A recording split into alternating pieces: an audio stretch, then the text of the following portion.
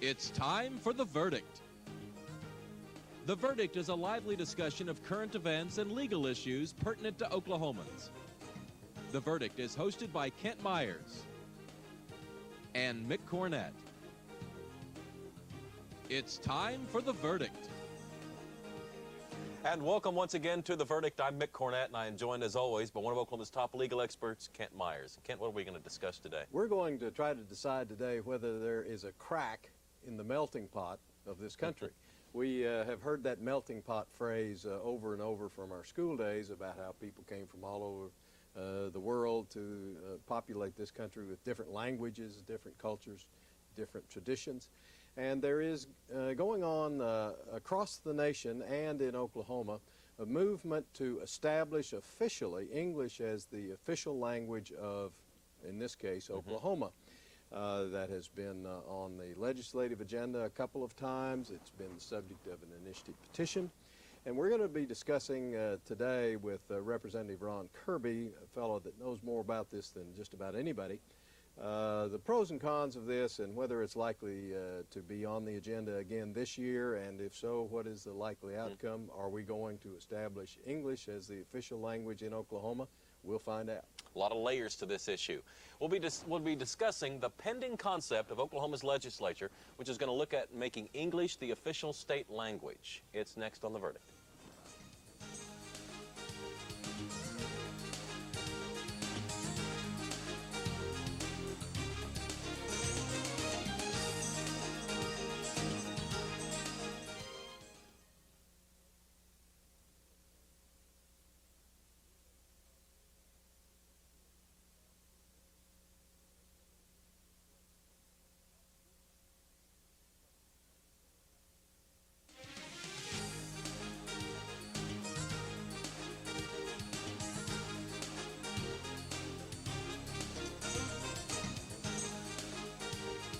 Welcome back to The Verdict. Glad you're with us. Mick Cornett with Kent Myers is going to introduce our guest. We are really pleased today to have the Honorable Ron Kirby, the state representative from House District 64, a Democrat in Lawton, joining us today on our subject about Oklahoma's adoption of English as the official language of Oklahoma.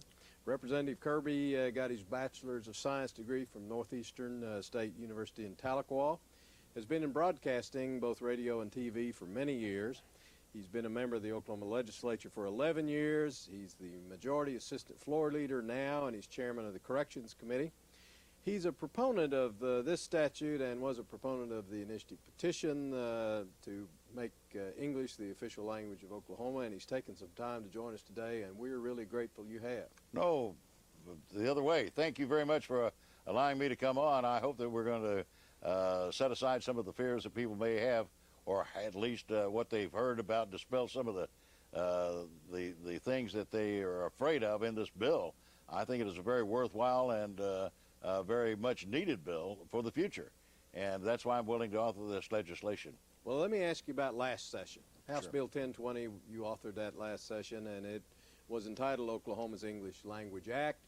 There was a big rally out at the, or a rally, I don't know the size, at the Capitol.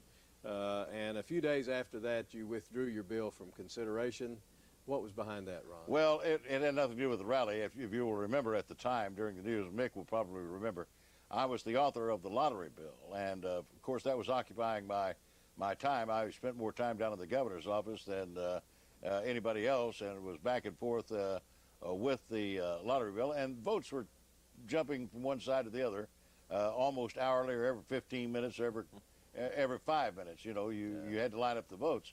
And it came down to the process of me getting a needed 3 votes. They said, well, if I would pull the bill, so we call it gamesmanship, and it came down to needing the three votes, and I agreed to pull the bill with the idea that I would reintroduce it. Even though we appreciate people that come out to the Capitol and rally, and they should, and we welcome those people, that really had no bearing on the pulling of the bill. Okay. A couple of years ago, there was an initiative petition that seems on the surface to be doing a lot of the same things that you're doing in this bill, yet it was struck down. So why is this different? Well, it's an entirely different bill. I was not privy to the information about the initiative petition, or why, or who was backing it, or what for. I learned about the English-only aspect several years back when I was attending a convention, and I got to looking at it and became very, very interested in it. The initiative petition bill that you were thinking about, I think, was struck down because of its the constitutionality, and for what part, I really don't remember or don't know. I just was not involved with that initiative. But you're not concerned about this one being Oh, struck no, down? no, not at all. This one meets the criteria. We have dotted all the I's, crossed the T's, taken out any language that was offensive or struck down by the courts of the United States. Why, Representative Kirby, do you think it's necessary that Oklahoma take this formal step to say that English is the official language of Oklahoma? Well, I think it's a preemptive strike, if you will, and let me explain. Years ago, if you were a pilot and traveling internationally, obviously the reasons for you to speak English are most obvious, and that is the official language of pilots. You take a French pilot who's flying into the United States, it's obvious, or he's flying into Mexico or Russia or anywhere else. English is the most common universal language. I look at it the opposite of what you hear, and people get work themselves up into a frenzy, and I think this is for the protection of minorities and smaller ethnic groups. And let me explain on that. Because of the translation of your, and this applies to only, and I emphasize only, official documents of the state of Oklahoma. Therefore, a driver's license. I don't think the state of Oklahoma should be required to issue driver's license in Italian, Russian, French, whatever you decide. Obviously, the costs are there. What happens if a patrolman stops you, and you have a medical emergency? You're in an accident.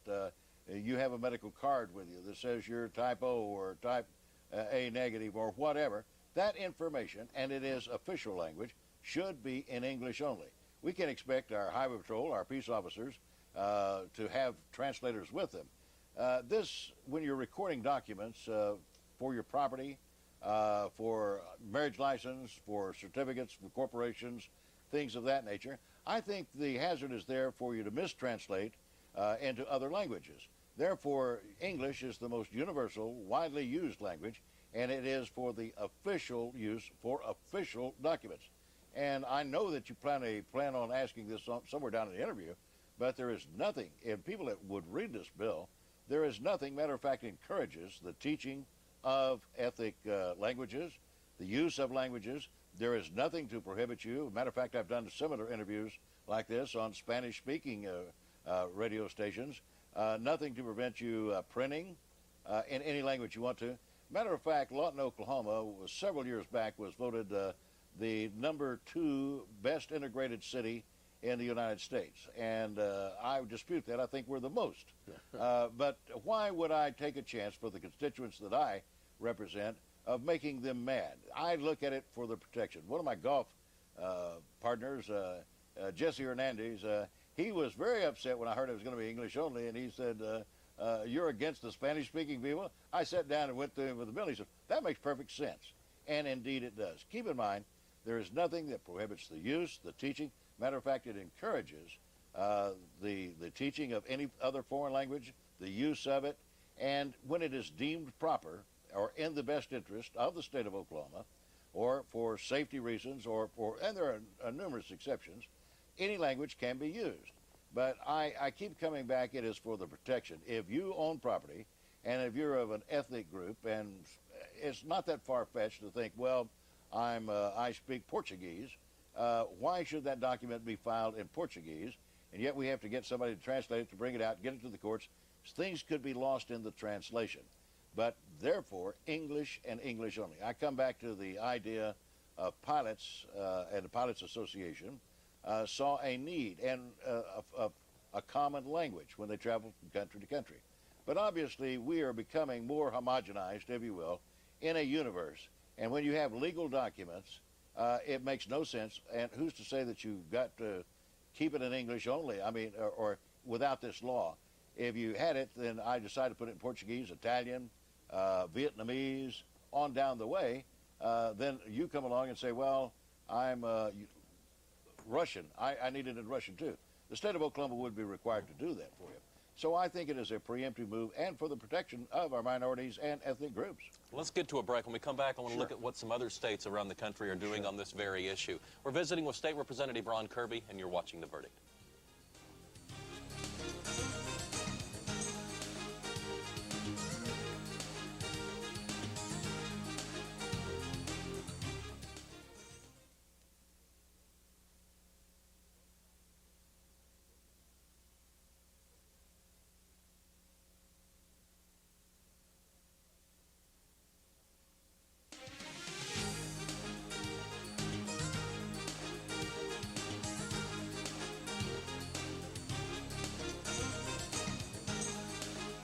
Cornett, Kent Myers back on The Verdict. This week's guest is State Representative Ron Kirby. We're discussing a proposed idea of having the Oklahoma State Legislature declaring English as an official state language. And Representative Kirby, why don't we look at a map here to start off this segment that shows which states across the country have already determined that English should be their official state language. The states that you see in yellow, largely the north central and the southeast, 27 of the states in all have declared English as their official language. The states indicated in white, which is the lower Southwest, the Pacific Northwest, New England, and what I'll briefly call the northern Big Ten country up there in Minnesota and Wisconsin, they have not declared English. And I was trying to bring some sort of form with maybe a percentage of immigrants that might be in these states. Really don't see any trend that jumps out at me. What do you see by looking at the map? Well, I think I've studied this map before. People always come down and think it's about Spanish speaking, and that's not the case. We have a large contingent of Vietnamese in the state of Oklahoma, and again, I think it's for their protection. But one of the reasons I understand that California passed an English-only bill, the cost was getting prohibitive, and one of the reasons why they're in such a deficit today, and this is not just one of many reasons, obviously, but they were having to print the ballots, the full ballot for the entire population, in something like 57 different languages. Just the logistics of handling an election alone would be cost prohibitive. I mean, for goodness sakes, there needs to be a little bit, if you will, common ground for us all, saying, look, we live in the United States, and since English is the most universally accepted language, it should be the official language. And again, I always caveat it with the fact this is for official documents only. Things that are filed with the court, things are filed for your protection, things that are filed for your privacy, if you will. Now, the legislature, at least at first blush, might appear to be leaning the other way. In this last session, there was a bill passed that allows people to take driver's tests in Spanish as well as English. Well, I didn't mean to interrupt you, but that's No, ironic why you brought that up, because that was not the issue at all. The issue was that we were having uninsured drivers. We have a large Latino group that comes in, and the Spanish people that are doing contract labor, if you will, manual labor, and yet they could not legally drive a vehicle on the street. Yet when they had an accident, bingo, they did not have insurance, obviously because you have to get insurance to get your driver's license. Right. So in other words, we wanted to license the people, and this was the argument, to license the, if you will, Spanish-speaking people so that they in turn would have to get insurance for their vehicle. It really had nothing to do with the practicality, but this is one of those points that there is an exception in my bill that simply says if we deem it to be in our best interest. Bottom line is that was an insurance question, not a ethnic deal at all. Okay. Well, there are some exceptions in your bill to promote health, safety, and welfare, to teach. Give me some examples of exceptions that people might be interested in. Well, obviously, if we have an outbreak of bubonic plague, you know, that's far out, and hopefully it's far out, but we want to get the best information out and the quickest information out, and certainly we don't want to stand on principle and say it's going to be in English only. If there is a cure for it, we need to disseminate it in as many languages as we can. I think health for the benefit and safety. If there is a fire in a place, you shouldn't be prohibited from just saying a fire or the exit is over here, whatever the language is. Obviously, that needs to be so. It's for the safety of the general population. Well, the people that might be against this bill at the legislature, what are they afraid of? What are they telling you that they don't like about the bill? You know, I've been interviewed about this many times, and for the life of me, I don't understand the brouhaha because it actually protects them. I've had people that were so mad at me and get up in my face and, you know, and obviously I've sat down with them and read the bill, and they say, well, that does help me. It does help protect me. And I said, that's the essence of the bill. And indeed it is. So I think if, certainly why would I want to, pardon me, why would I want to introduce something that makes a lot of people mad on my last year in the legislature? I don't think that's a prudent thing. I'm a little better politician than that. Let me ask you, Oklahoma is the land of the red people, the red man. What about Native American languages that we have here in Oklahoma? Oh, I think we need to promote that. That's the culture and the backbone of the state of Oklahoma. Matter of fact, if the bill in House Bill 1020, the English-only bill, there is a specific provision in there that encourages the speaking and the teaching of the dialects of the Native American. But you've got to remember, even when we're talking about English-only bill, I don't see how we can encompass all of the language if you look at it practicality, because Vietnamese have different dialects. Obviously, Comanche is different from Apache, Apache different from Cherokee, and so forth and so on. They all have different dialects, and I think this is for their protection. Are people looking at this bill and saying that it seems like there's a bias against people who can't speak English? Well, I kind of think so, but on the other hand, I don't back up from that. I mean, you live in a country that is dominated by English-speaking people. I think it should be in their best interest to at least have the basic knowledge of the English language. Need to assimilate. Yeah, well, I traveled to Mexico quite a lot. One of the most beautiful countries in the entire world. But I still want a basic command of the Spanish language, but that doesn't say that I have to speak it fluently. I probably would or should if I moved there permanently. But, you know, you want a beer, you automatically learn to say cervezas, things like gracias, thank you. The basic knowledge is what we're after here. And I don't think it's unfounded. What do you expect, Ron, to happen a year from now, 2 years from now, in relation to this well, movement? Got about 20 seconds left. Good. Let me tell you, I think the bill will pass. Obviously, if I didn't, I wouldn't introduce it. But people are going to see very little change. Matter of fact, one by one, we will convince the doubters. There'll be an occasion come up, and I say, boy, I'm glad it was in English only, so that we could get a quick translation and a quick resolvement of the problem that we're having. So I look forward to happen. People will be happy with it. And after all, we're in a modern days, and we need to protect our ethnic groups. We're homogenized, and I look forward to its passage. Representative Ron Kirby, thank you for coming on. No, the thank you, gentlemen. Thank very, you very very much, good. Ron. Enjoy your show very much. Appreciate it. Kent and I'll be back with a few final words right after this.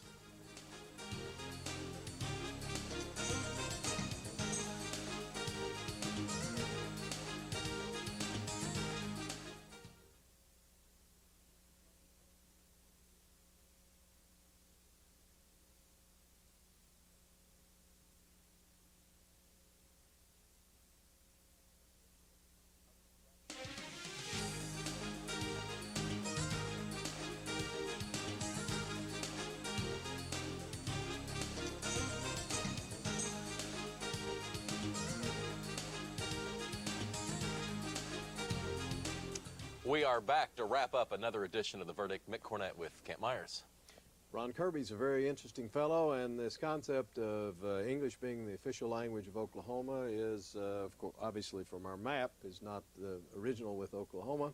It will be interesting to see what kind of opposition develops. Last session there was a demonstration of sorts with several groups appearing to protest this concept, suggesting that it was aimed at them and trying to prevent their advancement or their progression within the country and the state. I don't know whether that will happen again or not. Representative Kirby seems fairly confident that he has the votes to get the bill passed. I think our viewers can watch this with interest. If you have questions or comments about it, I'm sure Representative Kirby's office would be happy to respond to you. But it's something that our viewers will be hearing more about in the next couple of months. I want to remind our viewers also that at any time they can order a copy of a show with The Verdict, and we've done more than 150 shows over the last few years. You simply go to our website, theverdict.tv, and follow the directions, and you'll see how you can order a VHS copy of a show, and it's inexpensive, I assure you. Thanks again to our guest, Representative Ron Kirby. For Kent Myers, I'm Mick Cornett, and we'll see you next time on The Verdict.